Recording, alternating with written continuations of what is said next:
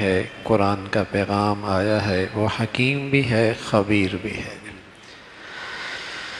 ایک اللہ کی عبادت کرو، اے پیغمبر انہیں تلقین کریں، اللہ سے معافی مانگیں، توبہ کریں، اللہ کی طرف رجوع کریں۔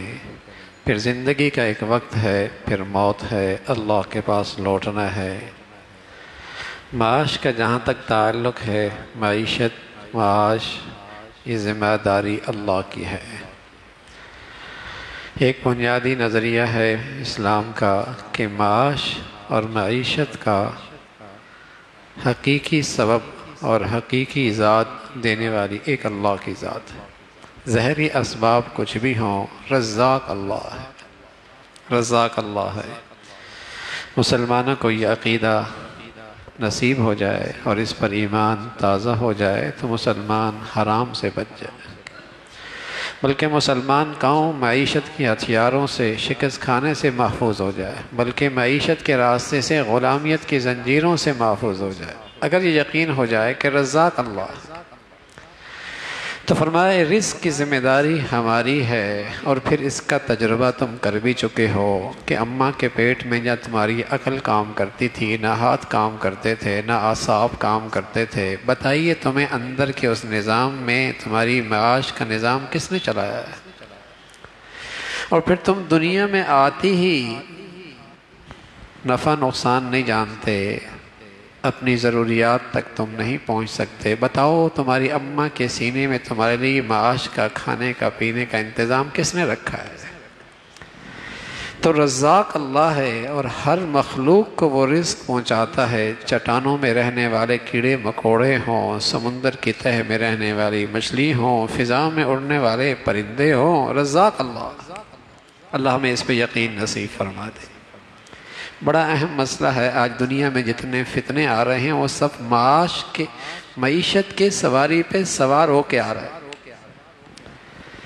یہی اس وقت دنیا کا سب سے بڑا ہتھیار ہے، اور یہ نظریہ تو مسلمانوں کا تو یہ عقیدہ ہے کہ رزاق اللہ، اور پھر اسی کا تذکرہ فرمایا کہ رزق اللہ دیتا ہے، اور اسی کی قدرت ہے، یہ سارا نظام اس ذات نے بنایا ہے۔ یہ قرآن پر ایمان نہیں لاتے تو انہیں کہہ دیں کہ تم کوئی قرآن جیسی صورت تو بنا کے لاؤ، چند آیتیں تو بنا کے لے آؤ، کبھی نہیں لا سکتے۔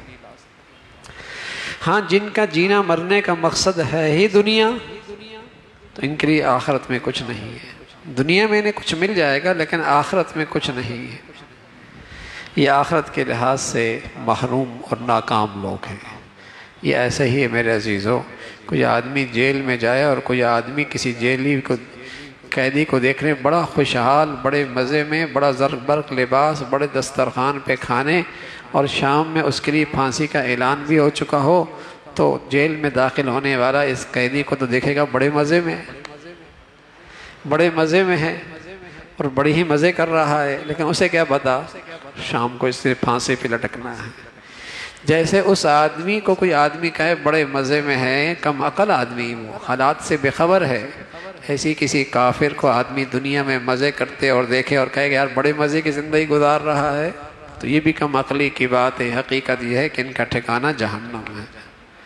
یہ چند روزہ زندگی دنیا کی ہے، اس کا تذکرہ فرمایا، اور پھر حضرت نوح علیہ السلام کی مثال ذکر فرمائی کہ قوم کو اللہ کی طرف بلایا، اور ساتھ یہ بھی کہا کہ مجھے تم سے اس دعوت پر اور اس پیغام پر کچھ لینا دینا نہیں، میں تو تمہاری خیرخواہی میں کہہ رہا ہوں۔ اللہ کا ہر نبی، ہر پیغمبر اپنی قوم کا سب سے بڑا خیرخواہ ہوتا ہے، اور قوم کو اللہ کی طرف بلاتا ہے بغیر کسی مفاد کے اور بغیر کسی ذاتی غرض کے، صرف اللہ کی خاطر بلاتا ہے۔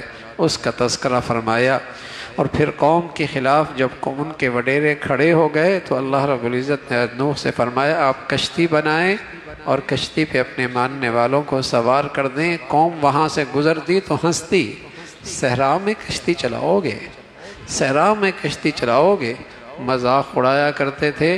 کچھ ہی دن گزرے، اللہ کی طرف سے طوفان آیا، نوح اور اس کے پیروکار کشتی میں سوار ہو گئے، اللہ نے انہیں نجات دے دی، اور نہ ماننے والوں کو اللہ نے غرق کر دیا۔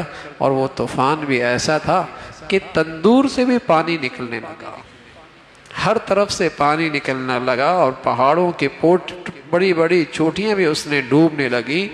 حضرت نوح کا بیٹا نافرمان تھا، ایمان کوئی نہیں لایا، دشمنوں کے ساتھ تھا، کافروں کے ساتھ تھا، وہ بھی جب ڈوبنے لگا تو آپ نے اسے بلایا، نے کہا میں پہاڑ کی چوٹی پہ ہوں، ایک لہر آئی اور وہ بھی اس طوفان کے نظر ہو گیا۔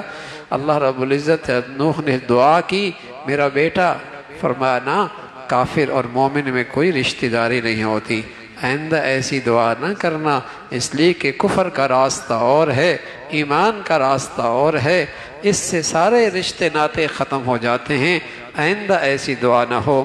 حضرت نوح علیہ السلام نے فوراً اللہ کی طرف رجوع کیا۔ قوم عاد کا تذکرہ ہے، حضرت ہود نے قوم کو اللہ کی طرف بلایا، توحید کی دعوت دی، فرمایا معافی مانگو گے نا اللہ تمہیں رحمت کی بارشیں دے گا، معافی مانگو گے اللہ تمہاری قوت اور طاقت میں اضافہ فرمائیں گے، استغفار کی برکتیں بتائیں۔ حسن بصری رحمۃ اللہ علیہ کی خدمت میں ایک شخص آیا، کہنے لگا بیٹا نہیں ہے نرینہ، فرمایا استغفار کرو۔ ایک شخص آیا کہ بارشیں نہیں ہو رہی، فرمایا استغفار کرو۔ ایک شخص آیا کہنے لگا مال کی اور معاش کی بڑی تنگی ہے، فرمایا استغفار کرو۔ بیٹھنے والوں نے کہا آنے والوں نے مرض مختلف پیش کیے، دوا آپ نے سب کو ایک ہی دی، فرمایا قرآن نے کہا ہے استغفار کرو گے رحمت کی بارشیں بھی آئیں گی، اللہ نرینہ اولاد بھی دے گا، اللہ تمہارے مال کے اندر اضافہ بھی فرمائے گا۔ لیکن استغفار سچے دل کی ندامت کے ساتھ ہو، ورنہ بس اوقات بھائی ہماری تو استغفار بھی قابل استغفار ہوتی ہے، الفاظ کے حد تک ہوتی ہے، دل معافی کے لیے تیار نہیں ہوتا اور دل میں ندامت اور شرمندگی نہیں ہوتی، ورنہ واقعی ہی ایسا ہی ہے۔ استغفار کی یہ ساری برکتیں یقینی ہیں۔ حضرت ہود علیہ السلام کے بعد قوم سمود کا تذکرہ ہے، حضرت صالح آئے، قوم کو اللہ کی وحدانیت کی دعوت دی، معجزہ لے کے آئے، ایک اونٹنی پہاڑ سے حاملہ نکلتی ہے اور قوم بجائے اس معجزے کو دیکھ کر پیغمبر کی بات مانتی، اس معجزے کی توہین کی اور اسے ذبح کر دیا، قتل کر ڈالا، اللہ کی طرف سے عذاب آیا، قوم نیست و نابود ہو گئی۔ حضرت ابراہیم علیہ السلام کی خدمت میں اللہ کے فرشتے انسانی شکل میں آئے اور آ کر کہنے لگے کہ ہم آئے ہیں، لیکن جیسی آئے ابھی آئے ہی تھے، حضرت ابراہیم علیہ السلام بڑے مہمان نواز تھے، فوراً بچھڑا ذبح کیا، ذبح کر کے بھون کے سامنے رکھ دیا، اور جب سامنے رکھا تو فرشتے کہاں کھاتے، کہاں پیتے، کہاں ان چیزوں کے وہ محتاج، وہ تو سب چیزوں سے بے نیاز ہیں، ہاتھ ہی نہیں بڑھا رہے۔ ابراہیم علیہ السلام گھبرا گئے، اس لیے کہ وہاں کا رواج یہ تھا کہ جو کسی کا لقمہ کھا لے گا، نمک کھا لے گا، وہ نقصان نہیں پہنچائے گا، اور جو کسی کا نمک نہیں کھائے گا خطرہ ہے کہ نقصان پہنچانے کے لیے تو نہیں آیا، تو اس خیال سے کہ یہ نمک نہیں کھا رہے، کہیں نقصان پہنچانے کے لیے تو نہیں آئے، کہیں نقصان پہنچانے کے لیے تو نہیں آئے۔ یہاں تو عجیب ہی تماشا ہے، جو ساری زندگی باورچی خانے میں رہتا ہے، بس اوقات وہی گھر کی صفائی کر کے چلا جاتا ہے، نمک بھی اسی کا کھایا، لوٹ کے بھی چلا گیا۔ وہاں جاہلیت کے اندر بھی یہ تھا کہ جس کا نمک کھایا ہے اس کو نقصان نہیں پہنچانا۔ جب حضرت ابراہیم نے دیکھا کہ ہاتھ تو نہیں بڑھا رہے، گھبرا گئے، کہیں نقصان پہنچانے کے لیے تو نہیں آئے، فوراً فرشتے بولے نانا ہم اللہ کے فرشتے ہیں، ہم تو آپ کا بھتیجا حضرت لوط کی قوم کی ہلاکت لے کے آئے ہیں، وہ بڑی بے حیا قوم ہے اور اپنی شہوترانی ناجائز طریقے سے پوری کرتی ہے اور عورتوں کو چھوڑ کر مردوں سے اپنی شہوت پوری کرتی ہے، اس قوم کی بربادی لے کے آئے ہیں۔ حضرت نوح علیہ حضرت ابراہیم علیہ السلام نے فرمایا وہاں تو میرا لوط بھی ہے، میرا بھتیجا، فرمایا اللہ اسے نجات نصیب فرما دیں گے، اور ساتھ آپ کو خوشخبری دی اللہ آپ کو بیٹا دینے والا ہے اسحاق کی شکل میں۔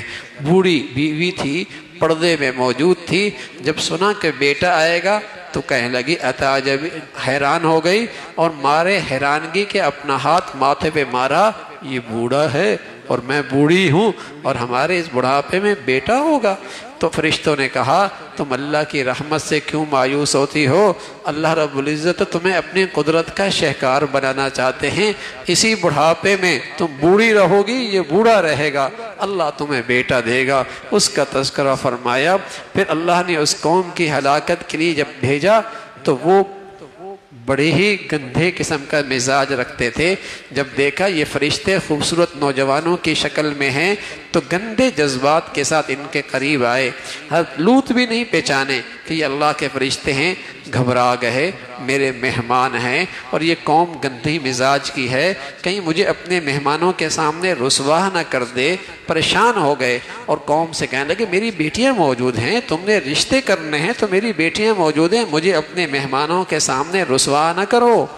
تو لیکن قوم نہ مانی تو فرشتوں نے تسلی دی حضرت لوط کو، فرمایا یہ ہمارے قریب نہیں آ سکتے، ہم اللہ کے فرشتے ہیں، آپ راتوں رات یہاں سے نکلیے۔ اس قوم کی ہلاکت کا فیصلہ اللہ نے کر دیا اور اللہ نے پھر دکھایا، اس قوم کی پوری بستی کو اللہ نے آسمانوں پہ اٹھایا اور زمین پہ پٹخ دیا اور پتھر آسمان سے بھیجے، جو ہر پتھر نشان زدہ تھا، سر سے لگتا، پورا جسم چیرتی ہوئی زمین سے نکلتا۔ وہ ہم جنسی کے مرض میں مبتلا تھے اور آج یورپ کے اندر اس گندگی کے لیے قوانین بن چکے ہیں اور اس کو جائز قرار دیا گیا ہے۔ پارلیمنٹ میں ایسے قوانین کی منظوری ہو چکی ہے۔ واقعی کافر جب کفر کی وجہ سے اپنی عقل کھو بیٹھتا ہے وہ جانوروں سے بھی بدتر ہو جاتا ہے، پھر وہ جانوروں سے بھی بدتر ہو جاتا ہے۔ اس قوم کے ساتھ اس قوم کی یہ گندگی تھی، اللہ نے اسے ہلاک کیا۔ پھر قوم مدین کا تذکرہ ہے، حضرت شعیب علیہ السلام ہیں، تلقین فرمائی معاملات خراب نہ کرو، ناپ تول میں کمی نہ کرو، اپنا حق پورا لو، دوسروں کے حق میں ملاوٹ اور کوتاہی کرو، اللہ کی پکڑ آ جائے گی۔ قوم کہنے لگی شعیب کیا ہوا تجھے؟ تو پہلے ہمیں نماز کی تلقین کرنے لگا اور اب ہمارے معاملات میں دخل اندازی کرنے لگا۔ ہم جیسے چاہیں گے اپنے معاملات کریں گے، ہم جیسے چاہیں گے ہم اپنے معاملات کریں گے۔ اور مسلمان قوم کے اندر بھی وہ ساری برائیاں جو پہلے قوموں میں آئی تھیں آہستہ آہستہ رواج پڑ رہی ہیں۔ یہ نماز حج روزہ تو کر لے گا، کہتے ہیں معاملات جیسے ہماری مرضی ہے، جیسے بازار چل رہا ہے، جیسے ماحول چل رہا ہے، جیسی مارکیٹ چل رہی ہے، جیسے لوگوں میں چل رہے ہیں نا معاملات ہم ویسے کریں گے۔ ٹھیک ہے، جمعہ پڑھ لیں گے، عید پڑھ لیں گے، بچہ پیدا ہوگا اذان دے دیں گے، حقیقہ بھی کر لیں گے، مرتے وقت کچھ قرآن خوانیاں بھی کر لیں گے، اتنا اسلام کافی ہے۔ باقی معاملات تو مارکیٹ کے مطابق ہوں گے، باقی کاروبار تو بازاروں کے مطابق ہوں گے، باقی لین دین تو جیسا معاشرہ چاہے گا ویسے کریں گے۔ تو یہ قوم کی برائیاں اس امت کے اندر بھی آہستہ آہستہ آتی چلی جائیں کہ معاملات کا مسلمان آج صفر ہوتا چلا جا رہا ہے، معاملات کا مسلمان آج صفر ہوتا چلا جا رہا ہے۔ اور اخلاق اور معاملات جب کسی قوم سے نکلتے ہیں تو وہ قوم پست اور ذلت کا شکار ہو جاتی ہے۔ حضرت شعیب علیہ السلام نے قوم کو سمجھایا لیکن نہ مانی، اور قوم کہنے لگی اگر تیرا خاندان نہ ہوتا تجھے پتھروں سے سنگسار کر دیتے۔ حضرت شعیب فرمانے لگے تف ہے تمہاری عقل پہ، تمہیں میری قوم کا خیال ہے اور تمہیں اللہ کا لحاظ نہیں ہے، اللہ کا لحاظ نہیں ہے، قوم کا لحاظ ہے۔ اللہ رب العزت نے اس قوم کی بھی پکڑ فرمائی اور یوں ان قوموں کی ہلاکت کا تذکرہ فرمایا۔ پھر فرمایا جو نیکی کی زندگی لے کے آئے گا ہمیشہ جنت میں رہے گا، اور جو برائی اور گندگی اور کفر کی گندگی لے کے آئے گا ہمیشہ جہنم میں رہے گا۔ اسی کا تذکرہ فرمایا کبھی ظالموں کا ساتھ نہ دینا اور تمہاری طبیعتیں ظالموں کی طرف مائل نہ ہوں۔ وَلَا تَرْكَنُوا إِلَى الَّذِينَ ظَلَمُوا فَتَمَسَّكُمُ النَّارُ۔ دیکھو ظالم دو قسم کے ہوتے ہیں، جو اللہ کہتا ہے جو اللہ کا حق ضائع کرتا ہے وہ بھی ظالم ہے، جو مخلوق کا حق ضائع کرتا ہے وہ بھی ظالم ہے۔ اور بتائیے آج صرف چونکہ میری زبان کا ہے، چونکہ میری جماعت کا ہے، چونکہ میرے گروہ کا ہے، چونکہ میرے علاقے کا ہے اور چونکہ میری قوم کا ہے، جو کچھ بھی ہے چاہے وہ کتنا ہی بد کردار اور گندہ کیوں نہ ہو، میں نے تو اس کی حمایت کرنی ہے، میں نے تو اس کی حمایت کرنی ہے۔ فرمایا ظالموں کا ساتھ نہ دینا، جو اللہ کا حق ضائع کرے، جو مخلوق کا حق ضائع کرے، یہ ظالم ہیں، ان کی حمایت نہ کرنا ورنہ تمہیں بھی آگ چھو جائے گی اور جہنم کے تم بھی مستحق بنو گے۔ نمازوں کا اہتمام کرنا، صبح شام نمازوں کا اہتمام کرنا۔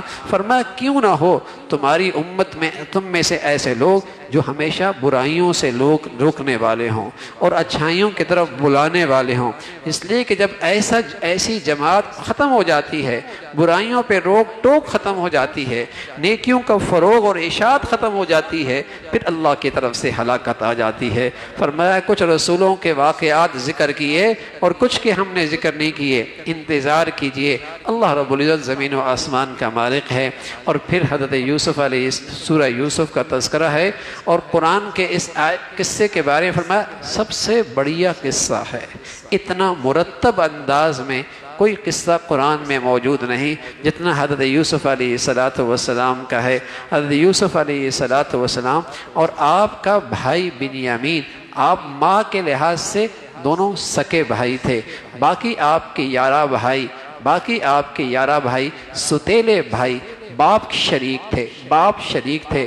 آپ نے خواب دیکھا کہ کیا دیکھتے ہیں؟ سورج اور چاند ہیں، 11 ستارے ہیں، سجدہ کر رہے ہیں۔ حضرت یوسف علیہ السلام نے ابا سے عرض کیا، ابا نبی تھے۔ حضرت یعقوب علیہ السلام جب خواب سنی تو سمجھ گئے کہ اس میرے بیٹے کو اللہ بلند مقام عطا فرمانے لگے ہیں اور اسے بڑا مرتبہ ملے گا۔ تو ایک فطرتی محبت بھی تھی، چھوٹے سے ویسی محبت ہوتی ہے، اور پھر اس کا مزاج اور اس کی خواب اور اس کے یہ چیزیں دیکھ کر اور دل میں اس کی طرف کشش ہو گئی۔ اللہ کی شان، بڑے بھائی حسد کرنے لگے، اندر حسد کرنے لگے، اور حسد کی آگ ان میں جلنے لگی۔ چاہا کسی طریقے سے اس بھائی کو راستے سے ہٹا دیا جائے۔ بتائیے نا، حسد بھی کیا کچھ کرا دیتا ہے، کہا اسے کنویں میں ڈال دیں گے، اسے قتل ہی کر دیتے ہیں، ہمیشہ کے لیے ختم ہی کر دیتے ہیں، پھر باپ کو بھی راضی کر لیں گے، اللہ کو بھی راضی کر لیں گے۔ بہانے بنا کر ابا سے حضرت یوسف علیہ السلام کو لے گئے، کہا جنگل میں جائیں گے، دوڑ لگائیں گے، تازہ ہوا ہوگی، صحت کے لیے اچھی ہوگی، ہاں وہاں لے جائیں گے۔ فرمایا حضرت یعقوب نے فرمایا ایسا نہ ہو، تمہیں خیال ہی نہ ہو، اس لیے کہ وہاں جنگل میں بھیڑیے بہت تھے، کہیں ایسا نہ ہو کہ کوئی بھیڑیا نقصان نہ پہنچا جائے۔ فوراً ان کے ذہن میں آیا یہ اچھا بہانہ بن جائے گا، بھیڑیا۔ واپس آئے، کرتا لے کے آئے، کنویں میں پھینک کے بھائی کو آ گئے، کرتا سامنے پیش کر دیا ابا کے، ابا بھیڑیا کھا گیا، ابا بھیڑیا کھا گیا اور جھوٹ موٹ کا خون لگا دیا۔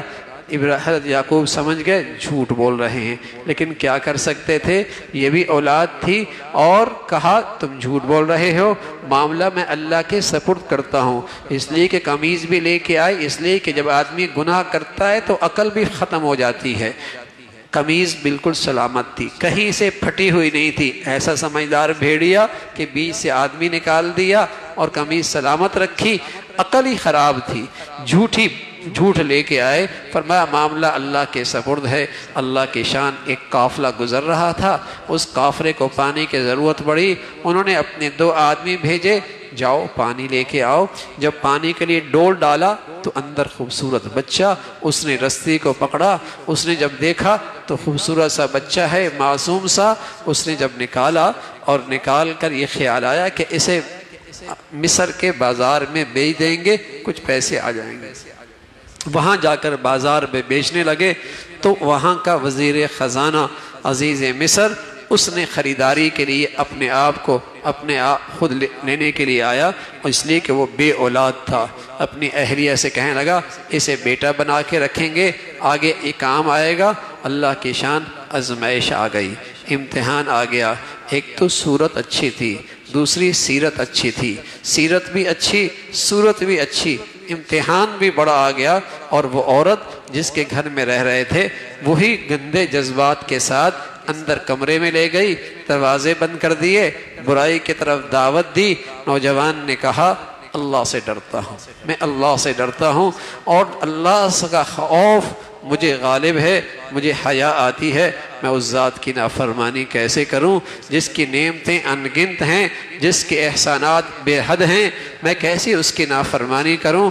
بھاگے، دروازے خود بخود کھلنے لگے، اللہ کی شان۔ آگے باہر جیسے نکلنے لگے، اس عورت نے پیچھے سے پکڑا، اور جیسی باہر بھاگ کے نکلے تو عورت کی زبان ہی بدل گئی کہ یہ میرے اوپر حملہ کر رہا تھا، میں تو بچا رہی تھی، تو شور کرنے لگی۔ اللہ رب العزت نے گواہی کا انتظام فرما دیا۔ گواہی دینے والا نے کہا دیکھ لو قمیض، اگر پیچھے سے پھٹی ہے تو غلطی عورت کی ہے، آگے سے پھٹی ہے تو غلطی اس نوجوان کی ہے، غلطی تو بھی عورت کی تھی، اس لیے قمیض پیچھے سے پھٹی ہوئی تھی، اسی کا تذکرہ فرمایا۔ پھر حضرت یوسف علیہ السلام چونکہ ایک مسافر قسم کے آدمی تھے اور کوئی آپ کا ساتھ دینے والا تھا کوئی نہیں، اور ادھر برائی کے ساتھ اقتدار بھی تھا، اور برائی کے ساتھ دولت بھی تھی، اور برائی کے ساتھ اختیارات بھی تھے۔ اس نے انہیں جیل میں ڈال دیا، اور ساتھ جیل میں ڈال کر یہ کہہ دیا کہ جب تک میری چاہت پوری نہیں کرے گا اس وقت تک میں اسے چھوڑوں گی بھی نہیں، میں اسے چھوڑوں گی بھی نہیں۔ تو حضرت یوسف علیہ السلام تو اس آزمائش سے نکل کر ایک دوسری آزمائش میں آ گئے، اور دھمکی اس نے دے دی کہ اس کو میں جیل میں ڈال دوں گی۔ حضرت یوسف علیہ السلام نے اللہ سے دعا کی، اے اللہ تیرا فضل ہوگا تو میں اس گندگی سے بچ سکوں گا، ورنہ تیری توفیق کے بغیر نہیں ہو سکتا۔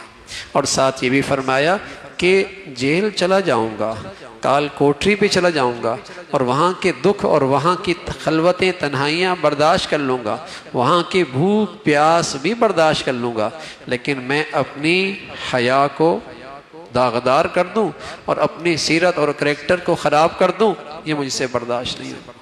حضرت یوسف علیہ السلام جیل میں گئے، اور وہاں کچھ 2 آدمی جیل میں اور بھی تھے۔ ایک تو اس پر یہ الزام تھا کہ اس نے بادشاہ کو زہر دی ہے، وہ دونوں بادشاہ کے کچن میں کام کرتے تھے، اور انہوں نے جب دیکھا کہ ایک جیل میں شخص ہے جو بڑا ہی اللہ والا ہے، نیک اور صالح ہے، سبحان اللہ، جب آدمی کے اخلاق اچھے ہوں، کردار اچھے ہو، تو خود بخود اس کی ذات میں کشش پیدا ہو جاتی ہے، اس کی ذات میں کشش پیدا ہو جاتی ہے۔ وہ فوراً قیدی آپ کے پاس آئے، اپنے مسائل پیش کرتے، اپنی چیزیں پیش کرتے۔ انہوں نے ایک خواب پیش کر دی کہ ایسا ہوا کہ سر پہ روٹیوں کا ٹوکرا ہے، پرندے کھا رہے ہیں، اور دوسرا آدمی شراب نچوڑ رہا ہے، تو ہمیں خواب کی تعبیر بتائیں۔ آپ نے جب دیکھا ان دونوں کے دل میں میری عقیدت ہے اور میری عظمت ہے اور میرا احترام ان کے دلوں میں ہے، تو کیوں نہ ہو پہلے انہیں قیمتی بات بتا دوں اور انہیں اللہ کی دعوت دے دوں، توحید کی بات بتا دوں، اللہ کا پیغام دے دوں، اور انہیں اللہ والا بنا دوں۔ سب سے پہلے انہوں نے اس توحید کی اور اللہ کی بات کی۔ تو ایسے ہی ہوتا ہے، اللہ کے نیک بندے اپنی عقیدت، اپنے احترام کو اپنی ذات کے لیے کیش نہیں کرتے، بلکہ اللہ کے دین کے لیے کیش کرتے ہیں، اور اللہ کے دین کی جسے کہیں کہ زندہ کرنے کے لیے اس کو استعمال کرتے ہیں۔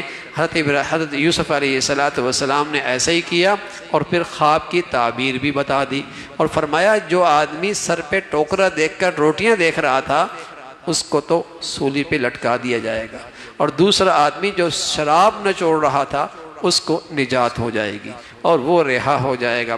لیکن جس کو رہا ہونے کے بارے میں بتایا، اسے یہ کہا جب تو رہا ہو جائے تو بادشاہ کے سامنے میرا بھی تذکرہ کر دینا کہ ایک بے قصور آدمی جیل میں پڑا ہے، ایک بے قصور آدمی جیل میں پڑا ہے۔ اللہ کی شان یہ بھول گئے اور اسے یاد ہی نہ رہا۔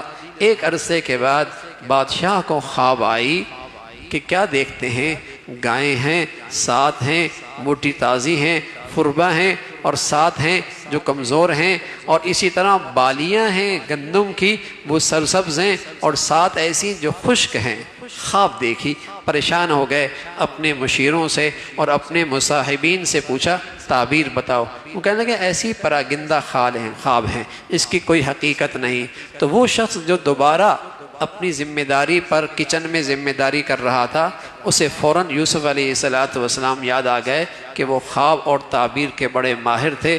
فوراً کہا مجھے جیل بھیجو اور میں جیل جا کر یوسف سے تعبیر لے کے آتا ہوں۔ آپ کو جیل بھیجا گیا، جیل جا کر کہنے لگے اے یوسف الصدیق افتنا فی سبع بقرات، ہمیں خواب کی تعبیر بتائیں۔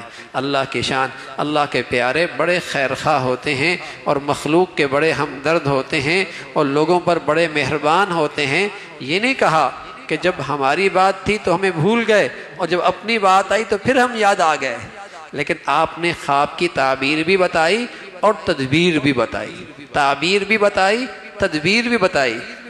تعبیر تو یہ بتائی کہ بہت سخت قحط آنے والا ہے، اور تدبیر بھی بتائی کہ جب قحط آنے والا ہے تو پہلے 7 سالوں کے اندر جب تمہاری خوب کاشت ہو، تو اسے طریقے سے استعمال کرنا، اور گندم کو اپنی بالیوں سے نہ نکالنا، اور اس 7 سال کو 14 سال میں استعمال کر لینا۔ تو یوں تمہارے قحط کے جو 7 سال ہوں گے وہ آرام سے اور عافیت سے گزر جائیں گے، پھر اس کے بعد اللہ کی رحمت کی بارشیں ہوں گی اور خوب تمہاری ہاں بہار آئے گی۔ اس طریقے سے خواب بھی بتائی اور ساتھ ساتھ تدبیر بھی بتائی۔ جب بادشاہ کے سامنے یہ خواب اور تدبیر آئی تو وہ بڑا متاثر ہوا، کہا اتنا قیمتی آدمی جیل میں پڑا ہے، اسے دربار میں لے کے آؤ۔ جب دربار میں بلایا تو آپ نے آنے سے انکار کر دیا، فرمایا میں نہیں آؤں گا، پہلے ان عورتوں کے بارے میں پتہ کرو جنہوں نے مجھے دیکھا تھا اور اپنے ہاتھ کاٹ دیے تھے اور اپنی انگلیاں کاٹ دی تھی، ان کے بارے میں پہلے معاملہ صاف ہونا چاہیے، اس لیے کہ باہر جا کر میں نے اللہ کی دین کی خدمت کا کام کرنا ہے، میں نے دعوت کا کام کرنا ہے، اور دعوت تبھی مؤثر ہوتی ہے جب آدمی کا کردار صاف ہوتا ہے، اور جب آدمی کی سیرت روشن ہوتی ہے تبھی اس کی دعوت اور پیغام پہ اثر پڑتا ہے، ورنہ تو لوگ بدگمان، بدعقیدہ اور بد اعتماد ہی رہیں گے۔ تو پہلے اس معاملے کو حل کرو۔ چنانچہ ان عورتوں کو بلایا گیا اور انہوں نے اقرار کیا اور انہوں نے اعتراف کیا کہ ہم نے اس نوجوان کو بڑا پھسلایا اور بڑا اپنی خواہش پورا کرنے کے لیے آمادہ کیا، لیکن یہ تو بڑا صاف ستھرا ہے، بڑا پاکیزہ ہے، بڑا پاک کردار ہے، اس کا تذکرہ فرمایا۔ حضرت یوسف علیہ السلام نے فرمایا یہ میں نے اس لیے نہیں کیا کہ میں اپنی پاک بازی کا اعلان کرنا چاہ رہا تھا، یہ میں نے اس لیے نہیں کیا، میں تو اپنے نفس سے ہمیشہ ڈرتا رہتا ہوں، میں تو ہمیشہ ڈرتا رہتا ہوں اپنے نفس سے، یہ تو میں نے اس لیے کیا کہ میں جس کے گھر میں رہا اس کو بھی پتا ہو کہ میں نے تیرے گھر میں خیانت نہیں کی، میں نے تیرے گھر میں خیانت نہیں کی، اور لوگوں کو بھی پتہ چل جائے کہ میرا کردار صاف ہے، تاکہ کل میں اللہ کی کل بات کروں تو اس دعوت اور پیغام میں تاثیر رہے، اس کا اثر ہو۔ اللہ عمل کی توفیق نصیب فرمائے۔ سبحانک اللہم بحمدک، نشہد ان لا الہ الا اللہ، نستغفرک ونتوب الیک۔